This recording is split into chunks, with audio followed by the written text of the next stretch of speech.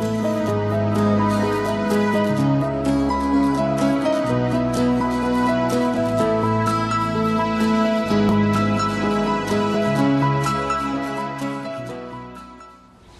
today's Gospel we read, he said to him, "Follow me." Today on the feast of St. Peter and Paul, we begin the year of St. Paul, a year dedicated to this amazing apostle, St. Paul. An apostle who once said, "Nothing will separate me from the love of Christ." Nothing.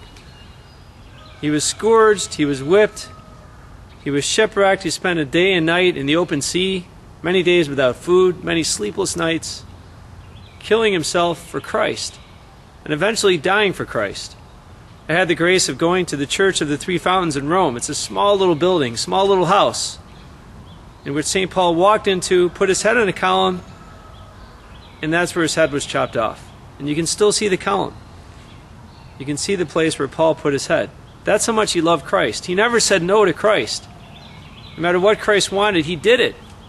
Nothing was too much for him. Nothing was too hard for him.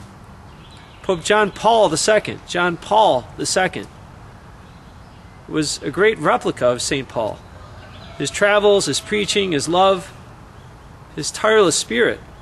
I remember in Mexico during his first apostolic trip, I heard he would be preaching and visiting people all day, millions of Mexicans. Then he would go back to his apostolic palace, and thousands of Mexican kids were waiting there, singing songs to him. And he would come out on the balcony and spend all night singing with them, listening to them, talking to them, laughing with them, enjoying their time. And then he would have to get up 2 or 3 hours later and do another day. But he didn't complain. He just kept giving. St. Paul and Pope John Paul II gave because they loved Christ with all of their heart. They had a passionate love for Christ. They had a burning zeal for Christ. They wanted to share this love with others. That's what drove them. That's what made them give themselves until it hurt. We need to learn from them. We can't give if we don't have that love for Christ. So I encourage you, spend time with Christ in the Eucharist. Spend time with Christ in prayer. Get close to that heart. Lean on that heart. Listen to that heart. Look at that heart of Christ.